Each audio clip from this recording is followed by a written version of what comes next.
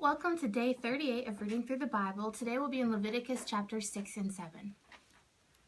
The Lord said to Moses, "If anyone sins and is unfaithful to the Lord by deceiving his neighbor about something entrusted to him or left in his care or stolen, or if he cheats him, or if he finds lost property and lies about it, or if he swears falsely, or if he commits any such sin that people may do, when he thus sins and becomes guilty, he must return what he has stolen or taken by extortion, or what was entrusted to him, or the lost property he found, or whatever it was he swore falsely about.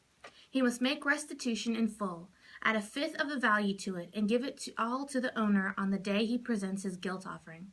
And as a penalty, he must bring to the priest, that is, to the Lord, his guilt offering, a ram from the flock, one without defect and of the proper value. In this way, the priest will make atonement for him before the Lord, and he will be forgiven for any of these things he did that made him guilty." The Lord said to Moses, "Give Aaron and his sons this command. These are the regulations for the burnt offering. The burnt offering is to remain on the altar hearth throughout the night till morning, and the fire must be kept burning on the altar. The priest shall then put on his linen cloths with linen undergarments next to his body, and shall remove the ashes of the burnt offering that the fire has consumed on the altar, and place them beside the altar. Then he is to take off these clothes and put on others, and carry the ashes outside the camp to a place that is ceremonially clean. The fire on the altar must be kept burning. It must not go out. Every morning the priest is to add firewood and arrange the burnt offering on the fire and burn the fat of the fellowship offerings on it. The fire must be kept burning on the altar continuously. It must not go out. These are the regulations for the grain offering. Aaron's sons are to bring it before the Lord in front of the altar. The priest is to take a handful of fine flour and oil, together with all the incense on the grain offering, and burn the memorial portion on the altar as an aroma pleasing to the Lord. Aaron and his sons shall eat the rest of it, but it is to be eaten without yeast in a holy place. They are to eat it in the courtyard of the tent of meeting. It must not be baked with yeast. I have given it as their share of the offerings made to me by fire. Like the sin offering and guilt offering, it is most holy. Any male descendant of Aaron may eat it. It is his regular share of the offerings made to the Lord by fire for the generations to come. Whatever touches them will become holy." The Lord also said to Moses, "This is the offering Aaron and his sons are to bring to the Lord on the day he is anointed. A tenth of an ephah of fine flour as a regular grain offering, half of it in the morning and half in the evening. Prepare it with oil on a griddle. Bring it well mixed and present the grain offering, broken in pieces, as an aroma pleasing to the Lord. The son who is to succeed him as anointed priest shall prepare it. It is the Lord's regular share and is to be burned completely. Every grain offering of a priest shall be burned completely. It must not be eaten." The Lord said to Moses, "Say to Aaron and his sons, these are the regulations for the sin offering. The sin offering is to be slaughtered before the Lord in the place the burnt offering is slaughtered. It is most holy. The priest who offers it shall eat it. It is to be eaten in a holy place, in the courtyard of the tent of meeting. Whatever touches any of the flesh will become holy. And if any of the blood is splattered on a garment, you must wash it in a holy place. The clay pot the meat is cooked in must be broken. But if it's cooked in a bronze pot, the pot is to be scoured and rinsed with water. Any male in a priest's family may eat it. It is most holy. But any sin offering whose blood is brought into the tent of meeting to make atonement in the holy place must not be eaten. It must be burned. These are the regulations for the guilt offering, which is most holy. The guilt offering is to be slaughtered in the place where the burnt offering is slaughtered, and its blood is to be sprinkled against the altar on all sides. All its fat shall be offered, the fat tail and the fat that covers the inner parts, both kidneys with the fat on them near the loins, and the covering of the liver, which is to be removed with the kidneys. The priest shall burn them on the altar as an offering made to the Lord by fire. It is a guilt offering. Any male in a priest's family may eat it, but it must be eaten in a holy place. It is most holy. The same law applies to both the sin offering and the guilt offering. They belong to the priest who makes atonement with them. The priest who offers a burnt offering for anyone may keep its hide for himself.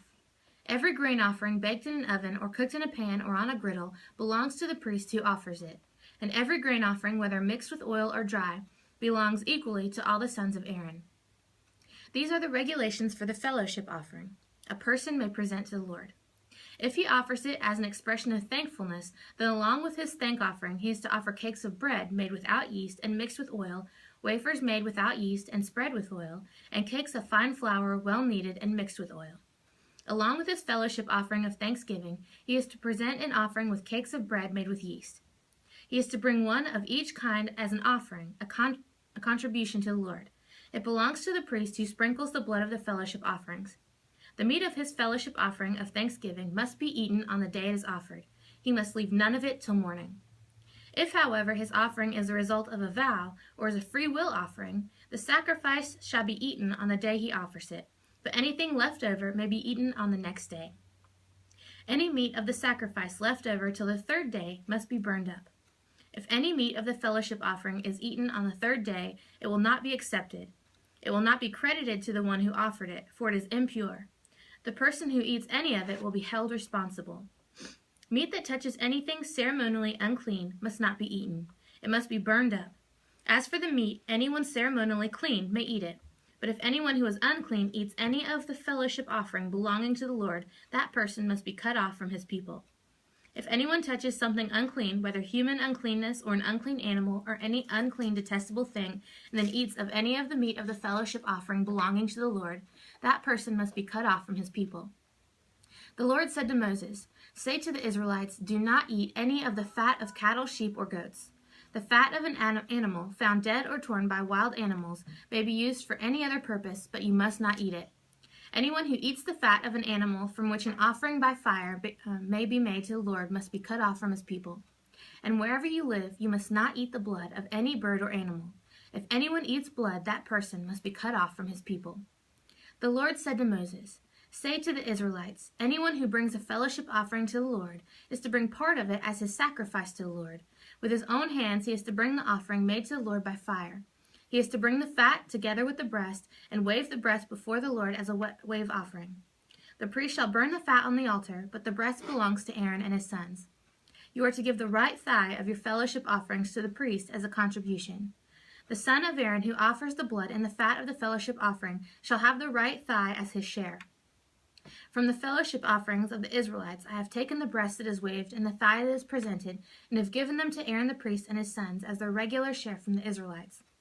This is the portion of the offerings made to the Lord by fire that were allotted to Aaron and his sons on the day they were presented to serve the Lord as priests. On the day they were anointed, the Lord commanded that the Israelites give this to them as their regular share for the generations to come.